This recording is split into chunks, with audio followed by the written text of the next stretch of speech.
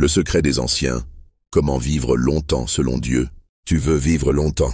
Pas seulement exister plus d'années sur terre, mais vivre une vie qui a du poids, du sens, une vie qui s'étend avec grâce et se termine sans regret. Mais cette quête-là, elle ne commence ni dans une salle de sport, ni dans les étagères d'un magasin de compléments alimentaires. Elle commence dans l'âme.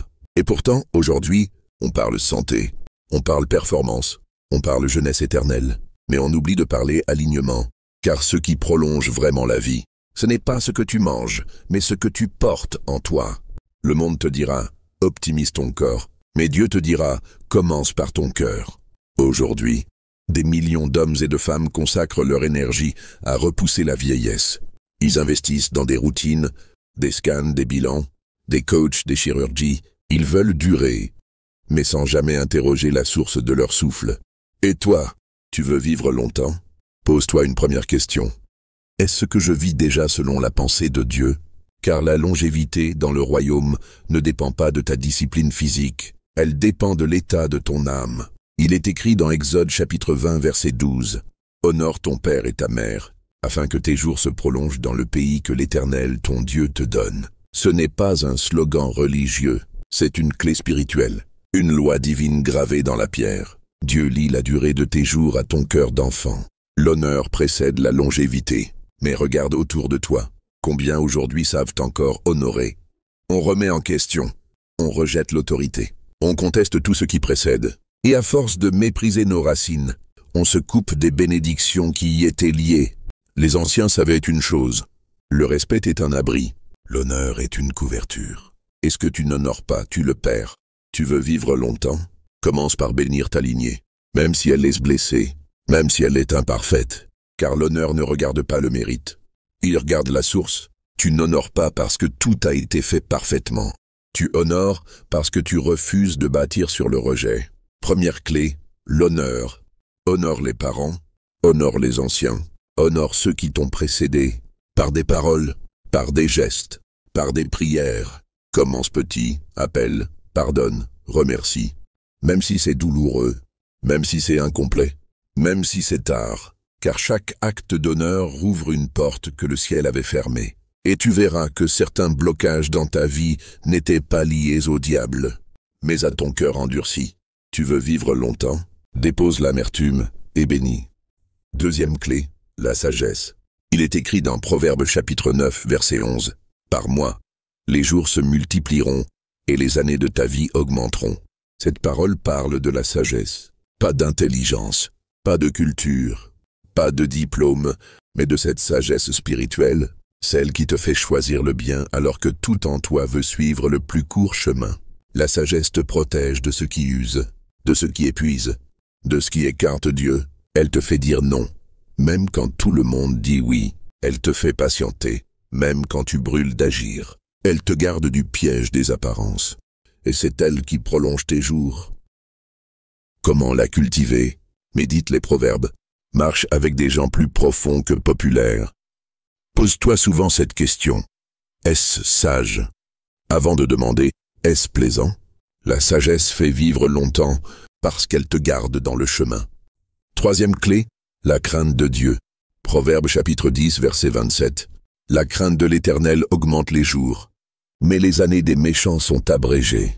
La crainte de Dieu, ce n'est pas avoir peur. C'est vivre en se souvenant de qui il est. C'est regarder ta journée et te demander « Est-ce que Dieu y trouve sa place ?» C'est choisir la fidélité quand personne ne regarde. C'est fermer la bouche quand tu pourrais blesser.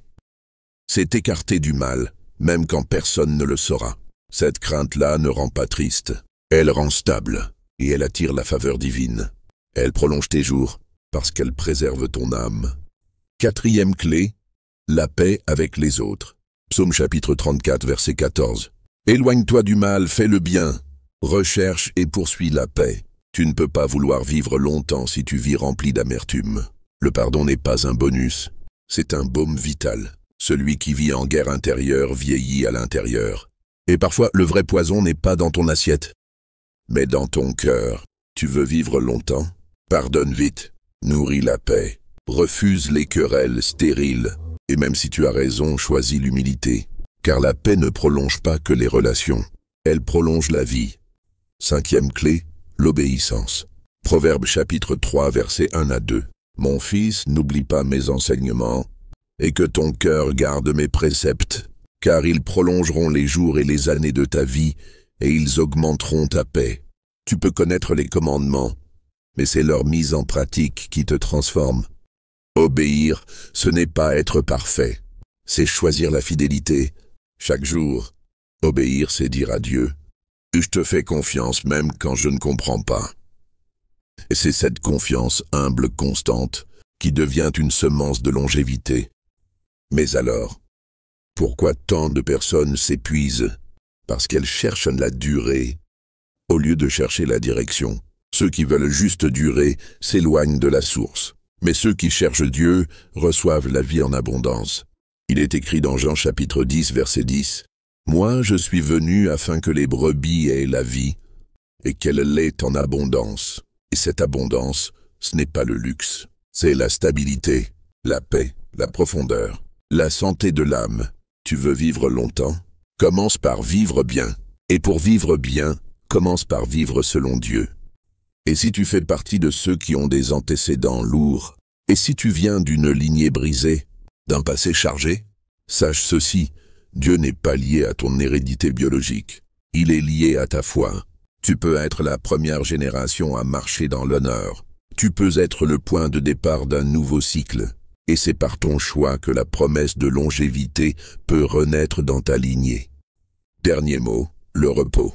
Exode chapitre 20 verset 8. Souviens-toi du jour du repos pour le sanctifier. Même Dieu s'est reposé, pas parce qu'il était fatigué, mais parce qu'il voulait bénir le rythme. Tu veux vivre longtemps? Respecte les pauses, fais silence, éteins le bruit, prends du recul. Ne remplis pas chaque vide par du mouvement. Dieu parle souvent dans le calme, et le calme prolonge tes jours. Tu veux vivre longtemps? Voici les clés. L'honneur, la sagesse, la crainte de Dieu, la paix, l'obéissance, le repos. Ce n'est pas spectaculaire, mais c'est puissant. Et ce n'est pas réservé aux anciens. C'est un héritage pour ceux qui veulent marcher différemment. Alors aujourd'hui, écris-le dans ton cœur. Je choisis de vivre longtemps selon Dieu. Pas selon les tendances, pas selon les influences, mais selon celui qui tient ma vie entre ses mains. Like si ce message te parle, partage à ceux qui doivent t'entendre et abonne-toi pour recevoir d'autres clés qui rallument la lumière sur ton chemin. Car tu ne vivras pas juste longtemps, tu vivras bien, tu vivras selon Dieu. Et ça, c'est la vraie longévité.